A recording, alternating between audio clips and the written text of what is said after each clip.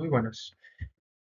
Continuamos con el tema de amplificadores con transistores y nos centramos en el tema de la pequeña señal, el modelo de pequeña señal de los transistores. Por situarnos, tenemos aquí un transistor bipolar NPN y si recordamos, lo que hacíamos para amplificar es hacer que ese transistor opere en zona activa, polarizándolo adecuadamente, y después nos preguntábamos qué ocurre con la parte alterna. Para ello reemplazábamos el modelo del transistor por el modelo de gran señal, perdón, del transistor por el modelo de pequeña señal, que sería este que tenemos. Ese modelo me da o mm, me describe cómo es la relación entre las partes alternas de las formas de onda. Si vemos, utilizo notación exclusivamente alterna. Todas las letras que definen a las formas de onda son minúsculas. Y un punto muy interesante de ese modelo es que es un circuito lineal. Me está diciendo que las relaciones entre partes alternas son lineales y eso me simplifica los cálculos y además es un requisito fundamental para hacer un buen amplificador. Todo esto es cierto siempre y cuando cumpla la condición de pequeña señal, que me dice que la parte de alterna tiene que ser despreciable frente a la parte continua. Es decir, el nivel de polarización está muy por encima del nivel de señal que inyecto. Precisamente el objetivo de este vídeo es determinar el modelo de pequeña señal de dos transistores que me aparecen, bueno, en un circuito de amplificación. Ese circuito es el que ya habíamos considerado en el vídeo de polarización, este de aquí, donde teníamos dos transistores, un bipolar Q1 y un MOSFET Q2. Y para abordar el análisis partimos de los resultados de ese vídeo. Tenemos las curvas de los transistores y también tenemos perfectamente identificado los puntos de trabajo en continuo. Bien, con esto ya podemos empezar con el análisis. Vamos a empezar con el bipolar y recordemos brevemente el modelo de pequeña señal.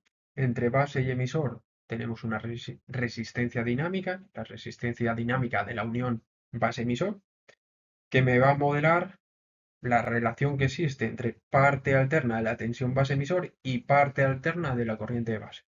Y entre colector y emisor, una fuente de corriente dependiente, que me va a modelar la relación entre la corriente de colector y la corriente de base. Partes alternas son. El parámetro que la define es beta. Empezamos con la resistencia dinámica. Para ello hay que tener en cuenta la curva de entrada del transistor bipolar y el punto de trabajo en continua que ya habíamos considerado, este de aquí. Tensión base emisor de 0,6 voltios, corriente de base de 200 microamperios. Bien, la resistencia dinámica es una relación entre variaciones de la tensión base emisor y variaciones de la corriente de base. Formalmente se define como la derivada de la tensión base emisor como respecto, perdón, a la corriente de base. Y eso sí, evaluada en el punto de polarización. Recordemos que básicamente la resistencia dinámica es el inverso de esa pendiente, de la pendiente de esta curva verde. Así que esa pendiente, como va cambiando, la resistencia dinámica también va a cambiar. Por eso es importante tener en cuenta el punto de polarización a la hora de extraer el parámetro. Bien, como quiero trabajar con gráficas y no con expresiones, voy a hacer la derivada mediante perturbaciones. Así que podemos ver esa derivada como una fracción que involucra perturbación en tensión base-emisor partido de perturbación en la corriente de base, evaluado en el punto de polarización. Bien, pues lo que voy a hacer es imponer una cierta perturbación, pues por ejemplo, en la tensión base-emisor. Vamos a considerar, por ejemplo, una perturbación en la tensión base-emisor de 50 milivoltios, serían pico a pico. Es decir, sería como si en torno al nivel de continua inyecto una senoide con amplitud pico a pico 50 milivoltios. ¿Qué implicaría eso? Que en torno al nivel de continua subiría hasta 0,625 y bajaría hasta 0,575 voltios. Vamos a ponerlo aquí. Tensión base emisor máxima sería 0,625 voltios. Tensión base emisor mínima 0,575 voltios. Es decir, estoy en 0,6 voltios, inyecto una perturbación alterna que me hace moverme en el rango de 0,575 voltios a 0,625 voltios. Al hacer esa perturbación, ¿qué ocurre con la corriente de base? Bueno, pues si proyecto los ejes, perdón, los límites de ese rango, esto sería la perturbación en la tensión base emisor. Proyecto, como digo, proyecto los límites de ese rango y el resultado es que trabajaría entre 350 microamperios y 50 microamperios. Es decir, ese cambio en el eje de tensiones genera un cambio en el eje de corrientes. Esta parte de aquí, digamos, esa diferencia de valores sería la amplitud de la perturbación en la corriente de base resultante.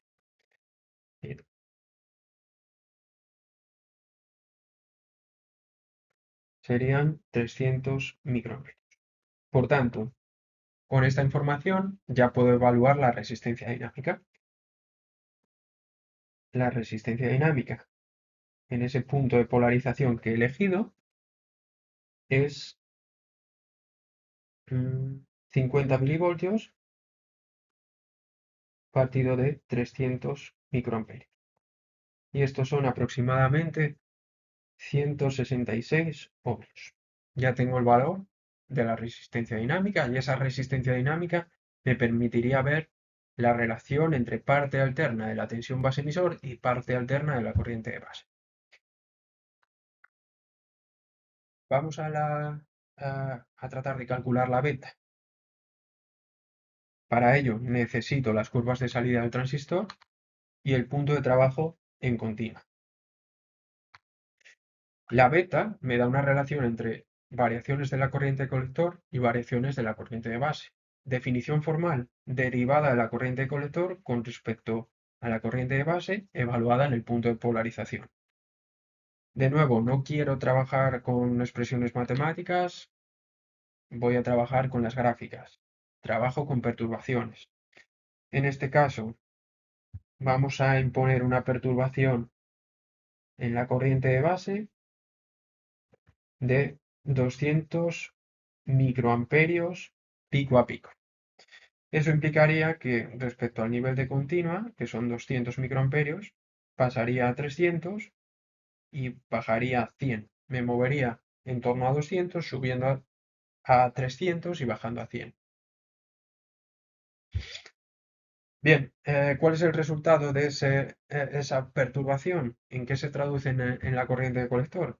Bueno, si cuando esté trabajando con 300 microamperios, voy a tener una corriente de colector de 45 miliamperios. Y cuando esté trabajando con 100 microamperios, voy a tener una corriente de colector de 15 miliamperios. Así que este va a ser el rango de variación de la corriente de colector.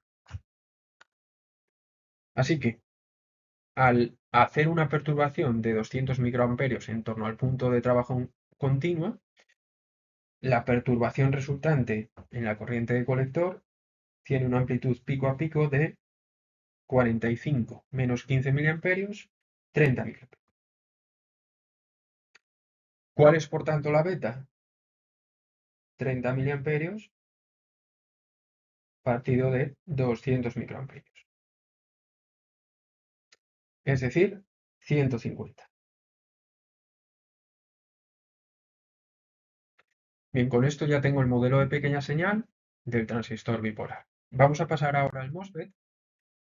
En el MOSFET, bueno, tenemos los tres terminales, las tres formas de onda principales y su modelo de pequeña señal es este de aquí. Recordemos, solo tengo la parte alterna de las formas de onda. Entre puerta y fuente tengo un circuito abierto porque consideramos que no hay corriente por la puerta del MOSFET. Y entre drenador y fuente tengo una fuente de corriente dependiente. Es una fuente que depende de la tensión VGS. El parámetro crítico aquí es G sub M, que se conoce como transconductancia. Me va a dar la relación que existe entre corriente de drenador y tensión puerta-fuente. Para obtenerla, necesito trabajar con las curvas de salida del transistor MOSFET y tener en cuenta el punto de trabajo en continua de ese transistor.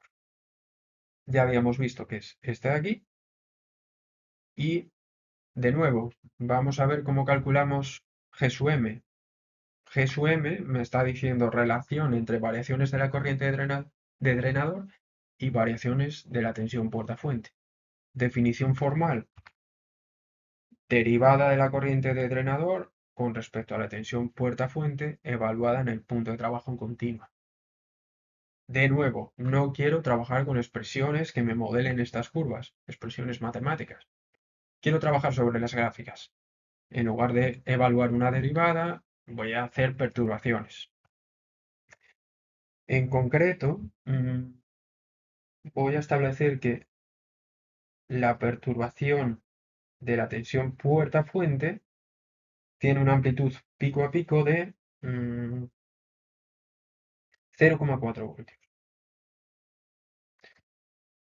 Eso implica que yo parto de estar trabajando en la curva morada, subiría a la curva negra y bajaría a la curva roja. Recordemos, perturbación pico a pico de 0,4 voltios, subo 0,2 y bajo 0,2. Paso de 6 voltios a 6,2 y de 6,2 bajo a 5,8. Esos serían los límites de mi rango. Bien, ¿en qué se traduce esa perturbación en VGS?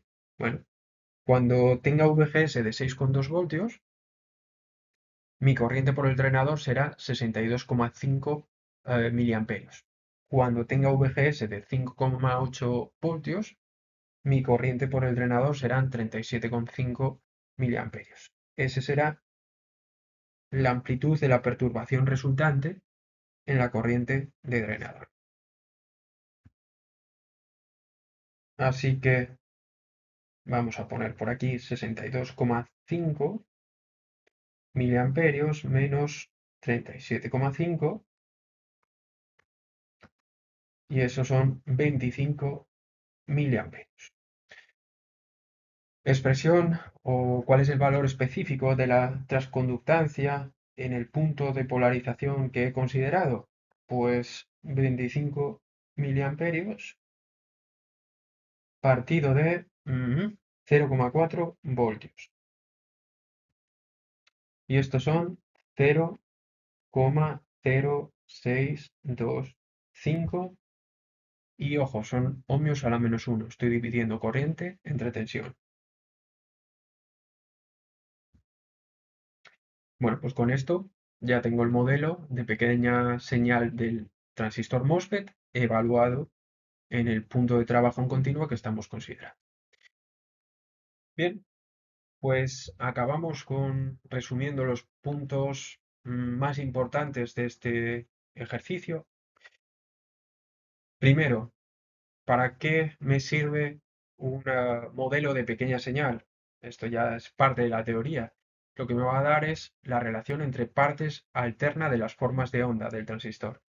Y en concreto es interesante porque me da relaciones lineales. Ese modelo va a ser válido siempre que cumpla la condición de pequeña señal, es decir, que el nivel de continua sea mucho mayor que el nivel de señal, que la parte alterna. Normalmente, por poner una referencia numérica, pues que la parte de señal sea como máximo un 10% de la componente continua. Importante, a la hora de extraer los valores de los distintos parámetros de un modelo de pequeña señal, tenemos que tener en cuenta el punto de trabajo en continua que estamos considerando, porque en general el parámetro depende de ese punto de trabajo. Y si quiero hacer como en este ejemplo, que he obtenido los valores de gráficas y quiero evitarme las derivadas con expresiones que modelen esas curvas, lo que puedo hacer es un análisis mediante perturbaciones.